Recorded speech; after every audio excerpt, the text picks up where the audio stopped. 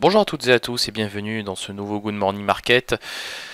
XTB France informe les participants que la présentation à venir et les informations qui vont être dispensées ne constituent pas en aucune manière une sollicitation ou incitation à acheter ou vendre des produits financiers. Voilà, commençons tout de suite avec le calendrier économique de ce 5 mars, de ce mardi 5 mars.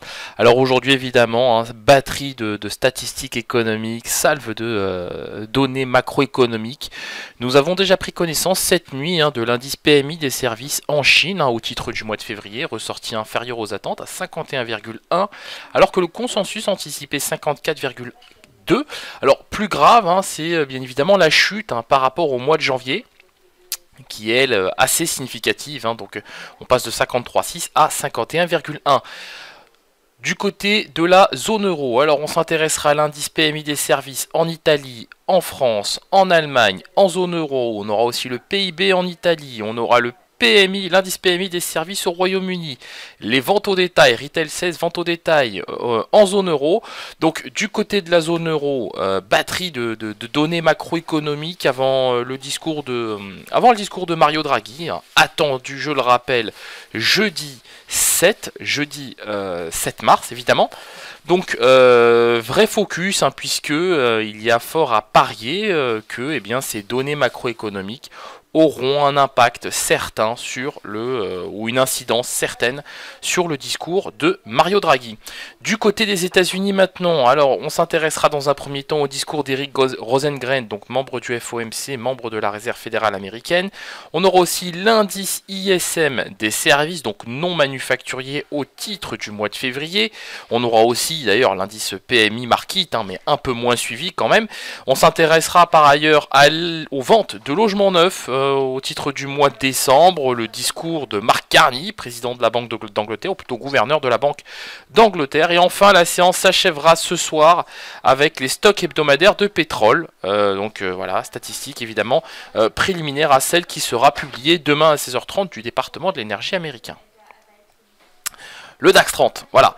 Le DAX 30 qui, après avoir corrigé hier suite à la publication des dépenses de construction, alors c'est quand même intéressant parce que c'est un indice qui est souvent assez peu suivi par la communauté des traders, mais qui est un révélateur de croissance, faut pas se le cacher.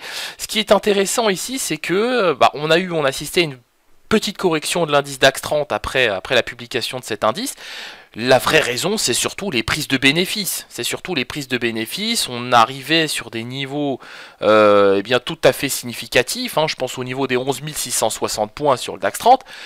Il était très très très difficile d'échapper à une phase de consolidation dont on a beaucoup parlé ces derniers jours. Les marchés étaient mûrs pour une consolidation. On l'a cette consolidation, puisqu'on a assisté à un retour des prix sur le niveau des 11 536.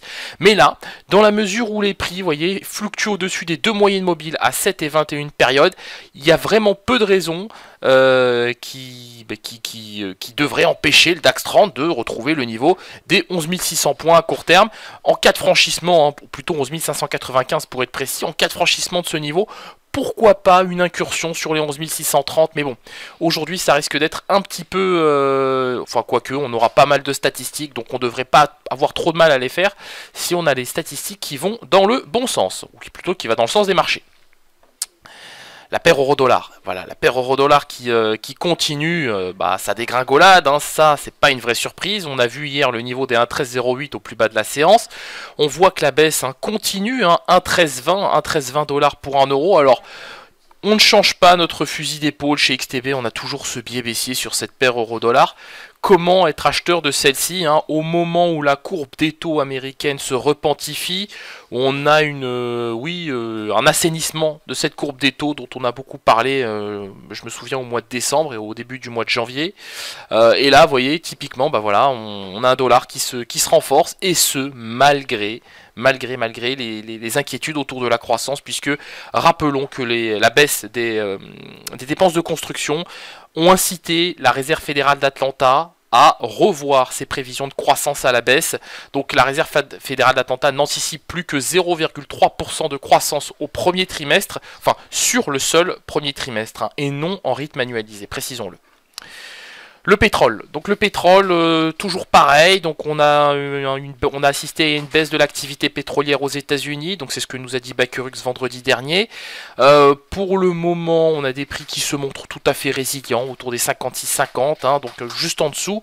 Dans la mesure où les prix justement consolident au-dessus de ces deux moyennes mobiles et que le RSI lui est orienté à la hausse au-dessus de sa zone de neutralité, eh bien on anticipe un retour des prix sur le niveau des 56,98 $ le baril, surtout si les stocks de pétrole brut, hein, selon les premières estimations de l'API, constatent une nouvelle contraction des réserves de brut, hein, pour la semaine terminée au 1er mars. Poursuivons cette analyse avec le Bitcoin et donc le Bitcoin, hein, toujours autant volatile, toujours beaucoup de volatilité. Hier on a eu un vrai marché, un vrai, j'ai pas envie de dire bear market, mais on a assisté à une grosse pression baissière, hein, de 3700, de 3800 $ jusqu'à 3660 $ pour un Bitcoin. Bon, ce qui est intéressant sur le Bitcoin, c'est que malgré la volatilité, eh bien, les niveaux de support et de résistance sont parfaitement respecté.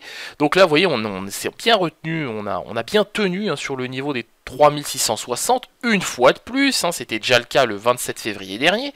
Donc là, même propos, donc là, pourquoi pas une nouvelle hausse, hein, du Bitcoin sur le niveau des 3720, 3750 au mieux. Avant, pourquoi pas un nouveau retour sur le niveau, sur la fameuse résistance des 3793 $ pour un Bitcoin.